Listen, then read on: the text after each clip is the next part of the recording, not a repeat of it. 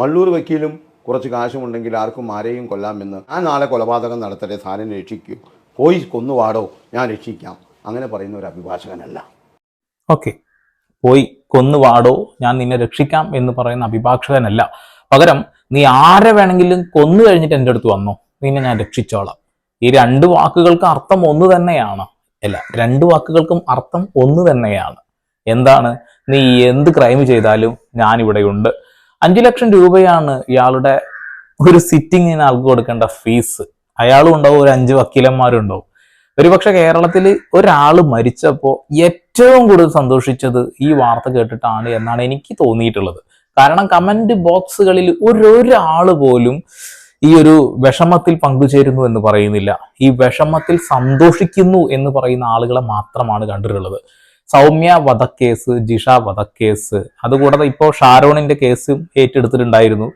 പിന്നെ നടിയെ ആക്രമിച്ച കേസിലും നമ്മുടെ വില്ലന്മാർക്ക് വേണ്ടിയിട്ട്, അതെ, വില്ലന്മാരുടെ നായകനാണ് ആളൂർ വക്കീല്. ഇനിയിപ്പോ സ്വന്തം കുടുംബത്തിൽ ഒരാൾ കയറി എന്ത് ചെയ്തു കഴിഞ്ഞാലും ആ ചെയ്ത അയാൾ പൈസ തരികയാണെന്നുണ്ടെങ്കിൽ ഞാൻ അയാളുടെ കൂടെ നിൽക്കുമെന്ന് പറഞ്ഞൊരു വ്യക്തിയാണ്. അപ്പൊ എത്രത്തോളം അയാളുടെ വ്യക്തിത്വം ഉണ്ടെന്ന് മനസ്സിലാക്കണം. അത് കൂടാതെ ഒരു വലിയ തമാശയും പറഞ്ഞിട്ടുണ്ട്. 1000 കുറ്റവാളികൾ ശിക്ഷിക്കപ്പെട്ടാലും ഒരു നിരപരാധി പോലും ശിക്ഷിക്കപ്പെടരുതെന്ന് ആഗ്രഹിക്കുന്ന വ്യക്തിയാണ് അത്രേ. എന്നിട്ടോ വാദിച്ചത് മുഴുവൻ കുറ്റവാളികൾക്ക് വേണ്ടി മാത്രം. അടിപൊളി. സൗമ്യ വധക്കേസുമായി ബന്ധപ്പെടുത്തിക്കൊണ്ട് ഒരു അവതാരകൻ കുറച്ച് കാര്യങ്ങൾ ചോദിക്കുന്നതിന് അയാൾ കൊടുത്ത മറുപടി, ആളൂർ കൊടുത്ത മറുപടിയാണ്. ഒന്ന് കേട്ടു വെക്കാം. കേട്ടതിന് ശേഷം നമുക്ക് മറുപടി കൊടുക്കാം. അത് കുറ്റവാളിയല്ല എന്നുള്ളതല്ല, കുറ്റം ചെയ്തത് ഈ രീതിയിലുള്ള മർഡർ എന്ന് പറയുന്ന, നരഹത്യ എന്ന് പറയുന്ന, അല്ലെങ്കിൽ കൾപ്പബിൾ ഹോമിസൈഡ് എന്ന് പറയുന്ന ഒരു കാര്യവും ആര് ചെയ്തിട്ടില്ല, പ്രതി ചെയ്തിട്ടില്ല. അത് അടിച്ചു ഉപദ്രവിച്ചേൽപ്പിക്കുക എന്നുള്ള കുറ്റം മാത്രമേ ചെയ്തിട്ടുള്ളൂ. അപ്പോൾ മർഡർ ചെയ്തത് ആരാണ് എന്ന് ചോദിച്ചിടത്തിൽ ഈ പറയുന്ന പെൺകുട്ടി ട്രെയിനിൽ നിന്ന് ചാടിയത് കൊണ്ടുണ്ടായ അപകടത്തിൽ മരണപ്പെട്ടു എന്നാണ് ഈ പറയുന്ന സുപ്രീം കോടതി കണ്ടെത്തിയിരിക്കുന്നത്. ഓക്കെ, കൊലപാതകം ചെയ്ത ഗോവിന്ദച്ചാമി പീഡിപ്പിക്കാൻ മാത്രമേ ചെയ്തിട്ടുള്ളൂ, ലൈംഗികമായിട്ട്. അവരെ കൊന്നിട്ടില്ല. അതായത് സൗമ്യ സ്വയം ചാടി മരിച്ചതാണ്. ഗോവിന്ദച്ചാമിയെ സപ്പോർട്ട് ചെയ്തുകൊണ്ടാണ് ആള് സുപ്രീം കോടതിയിൽ വാദിച്ചത്. സുപ്രീം കോടതിയിൽ വാദിച്ച് അയാളുടെ തൂക്കുകാരിൽ നിന്ന് ഊരിക്കൊടുത്ത് ഒരു 7 വർഷത്തോളം ആക്കിയിട്ട് കേസ് അങ്ങ് ചുരുക്കി കൊടുത്തു എന്നുള്ളതാണ്. അതാണ് ഇയാളുടെ സ്വന്തം ഫാമിലിയിൽ ഇങ്ങനെ ഒരു വിഷയം നടന്നാൽ പോലും പണമായിട്ട് വരുന്ന പ്രതികൾ ആരാണോ അവർക്ക് വേണ്ടി സംസാരിക്കുന്നുള്ളത്. അതൊരു പ്രൊഫഷണൽ വർക്കാണല്ലോ. I am a professional lawyer എന്നൊക്കെയാണ് ആള് പറയുന്നത്. അതായത് നിയമത്തിന് വേണ്ടത് തെളിവുകളാണ്. ആ തെളിവുകൾ വെച്ച് ആള് ലൂപ്പ് പോയിന്റ് ഒക്കെ ഇട്ടിട്ടിട്ടിട്ട് എത്ര വലിയ ക്രൂരകൃത്യം ചെയ്ത ആളാണെന്നുണ്ടെങ്കിൽ രക്ഷപ്പെടുത്തും. നമുക്ക് വലിയൊരു സംശയം ഉണ്ടായിരുന്നു വെച്ചിട്ടുണ്ടെങ്കിൽ ഗോവിന്ദച്ചാമി ഒരു ആക്രി പിറക്കി വിൽക്കുന്ന, അല്ലെങ്കിൽ ഈ ആളുകളെ അപഹരിച്ച് ജീവിക്കുന്ന ഒരു വ്യക്തിയാണ്. എങ്ങനെയാണ് 5 ലക്ഷം രൂപയ്ക്ക് ആളൂരിന് കൊടുത്തിട്ട് കേസ് വാദിപ്പിച്ചത് എന്നുള്ളതാണ് നമ്മുടെ ഡൗട്ട്. പക്ഷെ ഗോവിന്ദച്ചാമിക്ക് വേണ്ടി ഗോവിന്ദച്ചാമി അല്ല എത്ര പൈസ കൊടുത്തിട്ടുള്ളത്, ഒരു ടീം ഇയാൾക്ക് പൈസ കൊടുത്തു എന്ന് പറയുന്നത്. ആ ഒരു കാര്യം ഞാൻ പുറം ലോകത്തേക്ക് പറയേണ്ട കാര്യമൊന്നുമില്ല. എനിക്ക് പൈസ കിട്ടി, ഞാൻ പണിയെടുത്തു എന്നുള്ളത്. ഒരു പക്ഷേ സ്വയം ഒന്ന് ആളാവാൻ വേണ്ടിയിട്ട് ആളൂര് വന്നിട്ട് വാദിച്ചതാവാനാണ് സാധ്യത. അങ്ങനെ പൈസ കിട്ടി ഞാൻ 5 ലക്ഷം വാങ്ങി എന്നൊക്കെ പറയുന്ന വീഡിയോസ് ഇഷ്ടം പോലെ നമ്മൾ കണ്ടിട്ടുണ്ട്. പൂർണ്ണമായിട്ട് തള്ളിക്കളയാൻ കഴിയില്ല. എന്തായാലും പൈസ തരുന്നത് ആരാണോ അവർക്ക് വേണ്ടി ഞാൻ എന്തും ചെയ്തു കൊടുക്കുക എന്ന് തന്നെയാണ് ആള് പറഞ്ഞിട്ടുള്ളത്. ആ ഒരു പെൺകുട്ടി അതിബ്രൂട്ടലായിട്ട് പീഡിപ്പിച്ച് ട്രെയിനിൽ നിന്ന് തള്ളിയിട്ട് കൊന്നിട്ട് അവനെ ന്യായീകരിക്കുക. അടിപൊളി ന്യായീകരണം, കൊള്ളാം. കുറച്ചും കൂടി ഉണ്ട്. ഞങ്ങൾ 5 അഭിഭാഷകർ മാത്രം പ്രതിയുടെ ഭാഗത്ത് നിന്നുകൊണ്ട് കേസ് നടത്തി. അത് അവസാനം പ്രതിയുടെ വിജയത്തിന്റെ ഒരു 50% പ്രതിയെ കൊണ്ടെത്തിക്കാനായിട്ട് സാധിച്ചു. ഓക്കെ, നിരപരാധിയുടെ എന്നല്ല പറഞ്ഞത്, പ്രതിയുടെ എന്നാ പറയുന്നത്.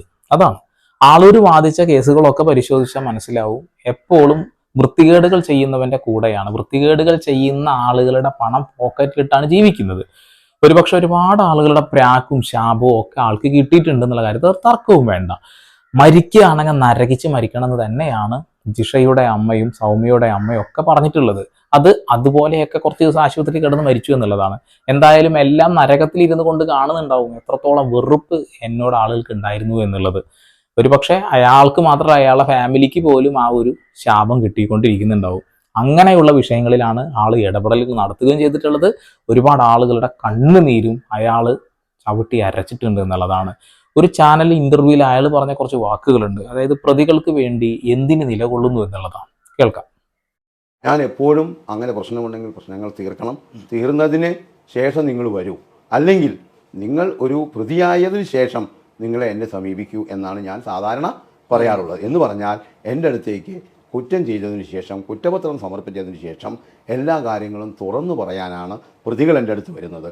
അപ്പോൾ അവർക്ക് നിയമപരമായിട്ട് നീതി ലഭിക്കുന്നതിന് വേണ്ടി ഒരു അഭിഭാഷകൻ എന്ന നിലയിൽ ഞാൻ എപ്പോഴും മുൻപന്തിയിലുണ്ടാകും. കേട്ടില്ലേ? ആള് പറയുന്നത് എന്താ വെച്ചിട്ടുണ്ടെങ്കിൽ ആരെ വേണമെങ്കിലും കൊന്നോളൂ എന്ന് തന്നെയാണ്. എന്താണ് ഉദ്ദേശം കൃത്യമായിട്ട് മനസ്സിലാവുന്നില്ല, വാക്കുകളിൽ അത് കിടക്കുക. നിങ്ങൾ ഒരാളെ കൊന്നതിന് ശേഷം കുറ്റപത്രം സമർപ്പിച്ചതിന് ശേഷം എന്നെ വന്ന് കണ്ടോളൂ, ഞാൻ നിങ്ങളെ രക്ഷിക്കാം.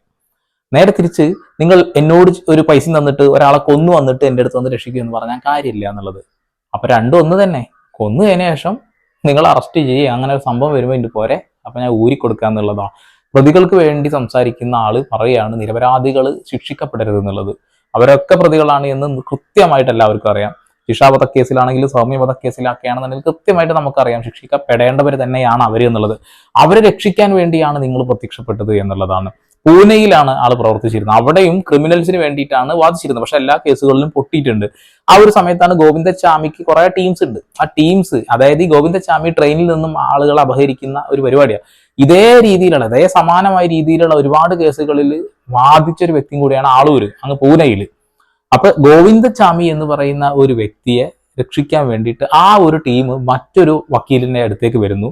ആ ഒരു കാര്യം ആളൂർ അറിയുന്നു. ആളൂർ തട്ടിപ്പറച്ച് ഇങ്ങോട്ട് വരുന്നു, പേരെടുക്കാൻ ശ്രമിച്ചു എന്നുള്ളതാണ്. എന്തായാലും പൈസ വാങ്ങാതെ ഒരു പരിപാടി ആൾ ചെയ്തിട്ടുണ്ടാവില്ല എന്ന കാര്യത്തിൽ ഒരു തർക്കവും വേണ്ട. അപ്പൊ ഈ ക്രിമിനൽസിനൊക്കെ ആരോ ഫണ്ടിങ് നടത്തുന്നതിന്റെ കാര്യം ഒരു തർക്കവുമില്ല. പിന്നെ ഈ ഗോവിന്ദച്ചാമി എന്ന് പറയുന്ന വ്യക്തിക്ക് ഭക്ഷണമൊന്നും കറക്റ്റ് കിട്ടുന്നില്ല പറഞ്ഞിട്ട് നിരാഹാര സത്യാഗ്രഹവും ആത്മഹത്യാ ഭീഷണിയൊക്കെ ജയിലിൽ നടത്തി നിങ്ങൾ എല്ലാവരും കേട്ടിട്ടുണ്ടാവും. അതേപോലെ തന്നെയാണ് നമ്മുടെ കഷായം ഗ്രീഷ്മയുടെ അവസ്ഥ.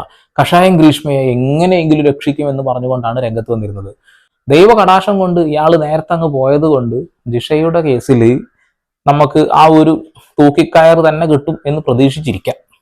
ഗോവിന്ദച്ചാമിക്ക് പണം ഉണ്ടോ ഇല്ലയോ എന്നുള്ളതല്ല, ഗോവിന്ദച്ചാമിയുടെ കേസ് നടത്താൻ എന്നെ ഏൽപ്പിച്ച ആളുകൾ ആരാണെന്നും അവർ എനിക്ക് വേണ്ടി എന്ത് ചെയ്തു എന്നുള്ള കാര്യങ്ങളും എനിക്ക് നിങ്ങളോടോ പുറത്തോ പറയേണ്ട ആവശ്യമില്ല. കണ്ടില്ലേ? അത്രേ ഉള്ളൂ. അതായത് ഏതൊരു ക്രിമിനൽസിനും ഞാൻ സഹായിക്കും, ഒരു തർക്കവും വേണ്ട. ഇങ്ങനെയുള്ള വക്കീലന്മാരുണ്ടെങ്കിൽ പിന്നെ ക്രിമിനൽസിന്റെ എണ്ണം കൂടുക എന്നല്ലാതെ കുറയുമോ? നമ്മളൊക്കെ ചിന്തിക്കുന്നത് എന്താ വെച്ചിട്ടുണ്ടെങ്കിൽ ഒരു നേരിന്റെ കണ്ണോടുകൂടി നമ്മൾ കാണും അല്ലെ. ഒരാൾക്ക് എന്തെങ്കിലും ഒരു അപകടം പറ്റിയിട്ടുണ്ടെങ്കിൽ അപകടത്തിൽ നിന്ന് രക്ഷിക്കാൻ ശ്രമിക്കുക. ആരെങ്കിലും ഒരാൾ കൊന്നു കഴിഞ്ഞിട്ടുണ്ടെങ്കിൽ ആ കൊന്നവനെ പിടിച്ച് എങ്ങനെയും രക്ഷ വാങ്ങിക്കൊടുക്കാൻ ശ്രമിക്കുക. അങ്ങനെയൊക്കെ ചിന്തിക്കുന്ന ആളുകൾ നമ്മുടെ കൂട്ടത്തിൽ ഉണ്ടാവുക. ഒരു സ്ത്രീ അല്ലെങ്കിൽ ഒരു പെൺകുട്ടി, ആ ഒരു പെൺകുട്ടിയുടെ നഷ്ടത്തിൽ ആ വീട്ടുകാർ എത്രത്തോളം വിഷമിക്കുന്നുണ്ടെന്നൊന്നും ഇയാൾ ശ്രദ്ധിക്കുന്ന പോലുമില്ല, ഇയാൾ നോക്കുന്ന പോലുമില്ല. സ്വന്തം ഫാമിലിയിലെല്ലാവരും നടക്കുന്നത്. പൈസ കിട്ടിയാൽ എന്തും ചെയ്യാം, പേരും കിട്ടുകയാണ് ഇതിന്റെ കൂടെ. എന്തായാലും അത്രത്തോളം ഉണ്ടാക്കി വെച്ചല്ലോ, അത്രത്തോളം ഉണ്ടാക്കി വെച്ചിട്ട് ഒന്നും കൊണ്ടാകാൻ പറ്റില്ലല്ലോ. സൗമ്യയുടെ അമ്മ പറയുന്ന ഒരു വാക്കാണ്, ഒന്ന് കേൾക്കാം. സുപ്രീം കോടതി ഈ കേസ് ഇതായി അന്ന് മുതൽ ഞാൻ ഇന്ന് വരെ ഞാൻ ആളോട് കുറേ പ്രാവശ്യം പറഞ്ഞിട്ടുള്ളതാണ് ഞങ്ങളുടെ പരിപാടിയിൽ തന്നെ. നിങ്ങൾക്ക് ഇങ്ങനെ ഒരു മകളുണ്ടെങ്കിൽ, ഇങ്ങനെ ഒരു സംഭവം സംഭവിച്ചിട്ടുണ്ടെങ്കിൽ നിങ്ങളെ വേദന നിങ്ങൾക്കത് മനസ്സിലാവുള്ളൂ. ഞാൻ പലവട്ടം പറഞ്ഞു. അന്ന് മുതൽ ഇന്ന് വരെ ഞാൻ ഗോവിന്ദച്ചാമി എന്ന് പറഞ്ഞ ആ വ്യക്തി മരിക്കാനും ഈ ആളൂരാൻ വക്കീൽ ഒരാളുടെ കേസ് ബാധിക്കാതെ മരണം അയാളുടെയും ഞാൻ ആളോട് തന്നെ പറഞ്ഞിട്ടുള്ള വാക്കാണിത്. ആ വാക്ക് ഇപ്പം ഇന്ന് ഞങ്ങൾക്ക് എൻ്റെ ചെവിയിൽ കേട്ടപ്പം എനിക്ക് സന്തോഷമുണ്ട്, സങ്കടമുണ്ട്. കാരണം എൻ്റെ പല കാര്യങ്ങളും ഓർത്തിട്ടുള്ള സങ്കടങ്ങൾ അതെനിക്ക് ഇപ്പം പറയാൻ പറ്റില്ല. ജിഷയുടെയും സൗമ്യയുടെയും അമ്മയുടെ കണ്ണുനീര് മാത്രമല്ല, മലയാളികളുടെ മുഴുവൻ ശാപവും ആളൂർ ഏറ്റു വാങ്ങിക്കൊണ്ട് തന്നെയാണ് ഇവിടെ നിന്നും മടങ്ങിയിട്ടുള്ളത്. എത്രയോ പൈസ ഉണ്ടാക്കി, എന്തൊക്കെയോ പേരുണ്ടാക്കി, പേര് മുഴുവൻ വീട്ടുകാർക്ക് ചീത്തപ്പേരായിട്ട് മാറി. ഉണ്ടാക്കിയ പണം ഒന്നും കക്ഷത്ത് വെച്ച് കൊണ്ടുപോകാനും കഴിഞ്ഞില്ല. ഇനി ആ കുഴിയിൽ അവിടെ കിടന്ന് ചീഞ്ഞു നാറും, അത്ര തന്നെ, വേറെ ഒന്നുമില്ല. ഒരൊറ്റ കാര്യം എനിക്ക് ഈ വിഷയത്തിൽ പറയാനുള്ളൂ, നമ്മുടെ സമൂഹത്തിന് ഗുണം ചെയ്യുന്ന എന്തെങ്കിലുമൊക്കെ ഒന്ന് ചെയ്യുക. അല്ലാതെ ആളുകളെ ബുദ്ധിമുട്ടിക്കുന്ന, സമ്പത്തിനും മറ്റുള്ള കാര്യങ്ങൾക്കും വേണ്ടി മാത്രമായി പ്രവർത്തിക്കുന്ന ആളുകളോട് നമ്മൾ എന്ത് പറയാനാണ്? ദയവ് ചെയ്ത് മനുഷ്യനായിട്ട് തുടരുക, മനുഷ്യത്വമുള്ളവരായിട്ട് മാറുക.